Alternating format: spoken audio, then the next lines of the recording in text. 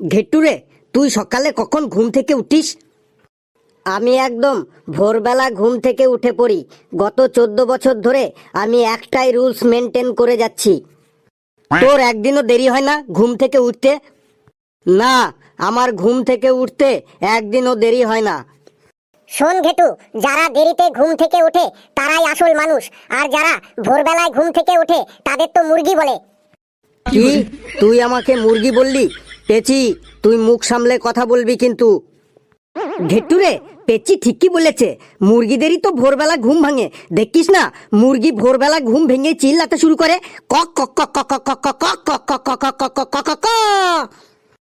তুই তাহলে কখন ঘুম থেকে উঠিস ফেলু? আমি সকালে উঠিয়া আমি মনে মনে বললি, ধুর, এত তাড়াতাড়ি উঠে কি করব, তাই আরেকটু ঘুমিয়ে পড়ি।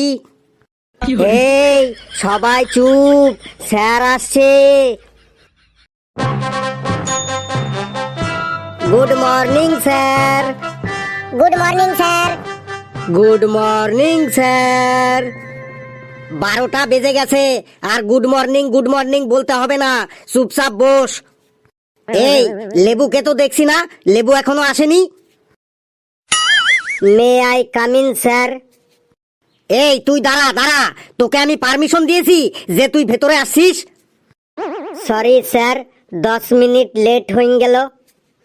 কেন তোর 10 মিনিট লেট হবে কেন? তুই বিয়ে বাড়িতে ভোজ খেতে যাওয়ার সময় 10 মিনিট লেট করিস? না স্যার। তুই বন্ধুদের সাথে মেলা দেখতে যাওয়ার সময় 10 মিনিট লেট করিস? না স্যার। তুই তোর বান্ধবীদের সাথে ডিনার পার্টিতে খেতে যাবার সময় 10 মিনিট লেট করিস? না স্যার, তখন আমি 10 মিনিট আগেই পৌঁছে যাই।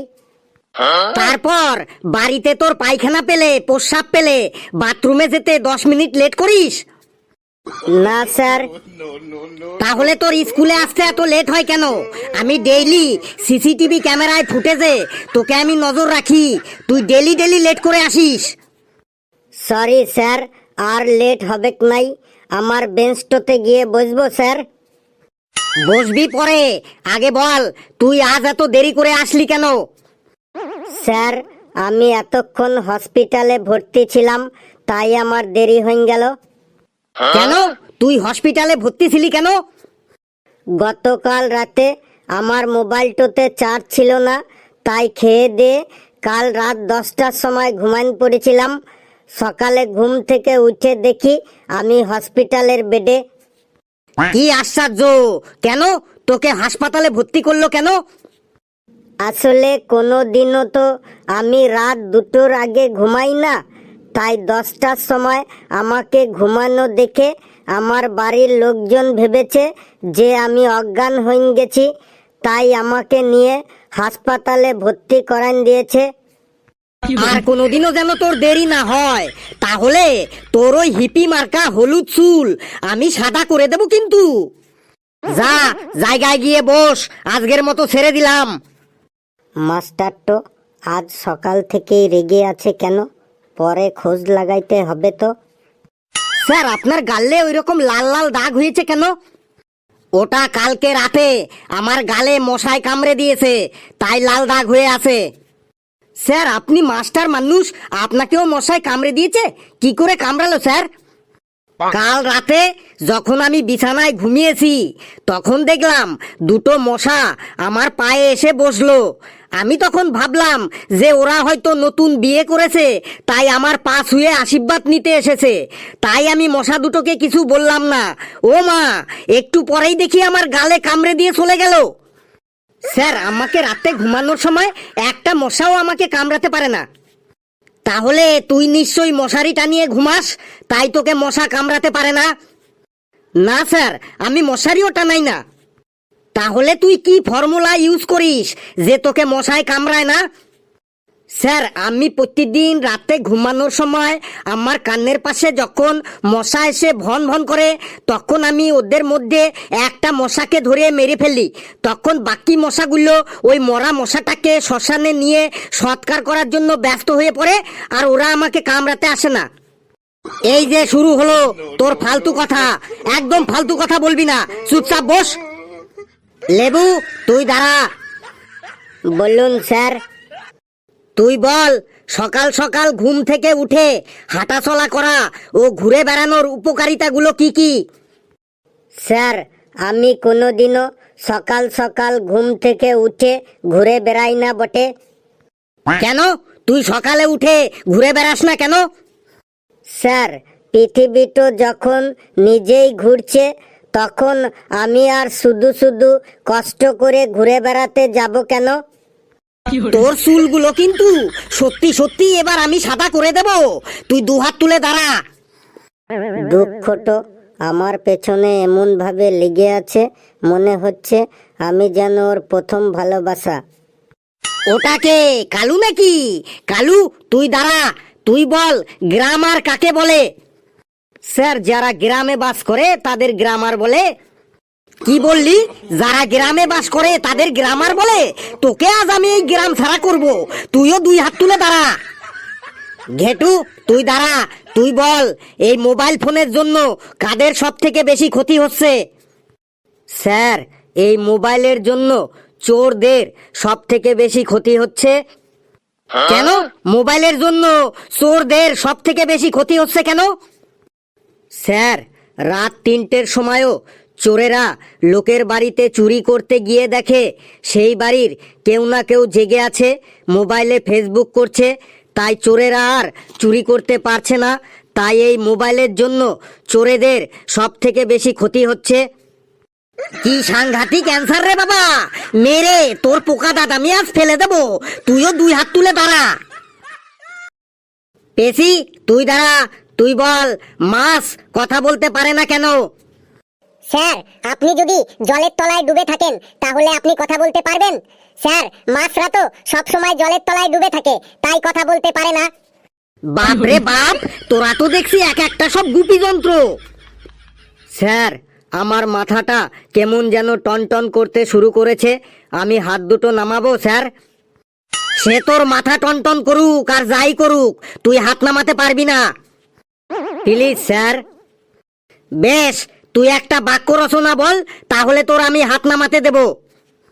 স্যার, কি নিয়ে বাক্য রচনা বলবো? তুই চাঁদ দিয়ে একটা বাক্য রচনা বল। চাঁদ দিয়ে। স্যার, চাঁদ দিয়ে বাক্য রচনা বলছি স্যার।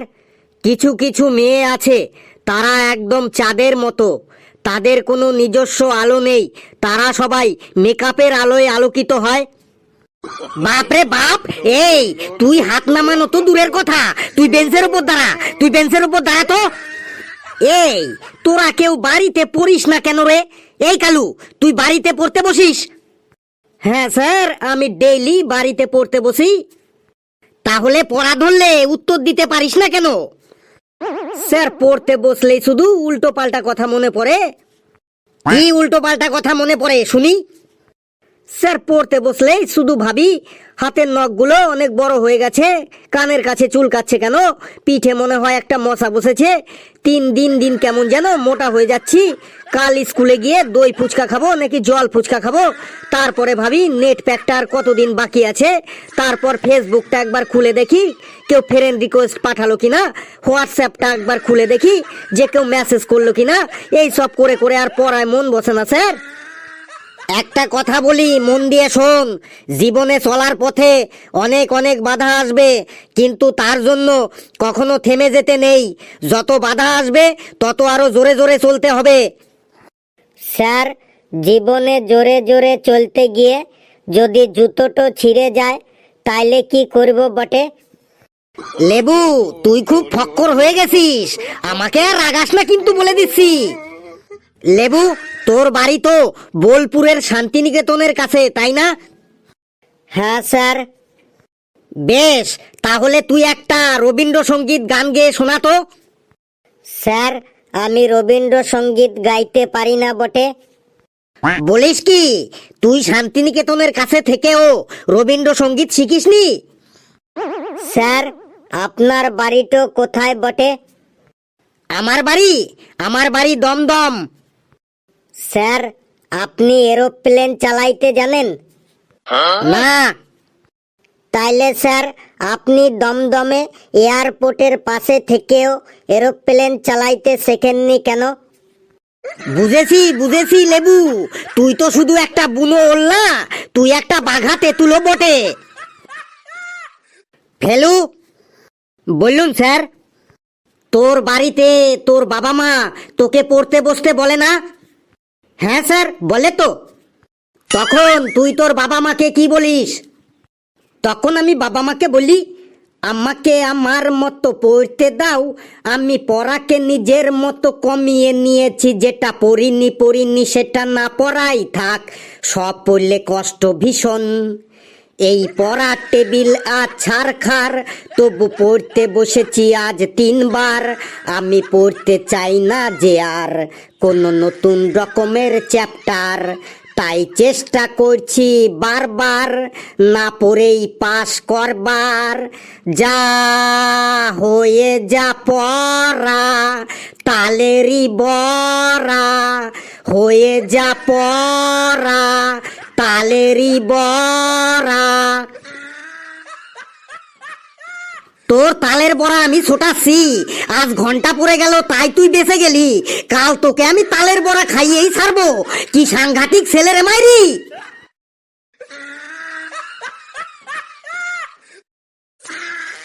বন্ধুরা, ভিডিওটি কেমন লাগলো আপনারা কমেন্টসে জানাবেন, আর ভিডিওটি লাইক করবেন, যত পারেন শেয়ার করবেন, আর চ্যানেলটিকে সাবস্ক্রাইব করে আমাদের সাথেই থাকবেন। হাসতে থাকুন, সুস্থ থাকুন, যত বেশি হাসবেন তত বেশি সুস্থ থাকবেন। আর খাবেন নাকি তালের বড়া?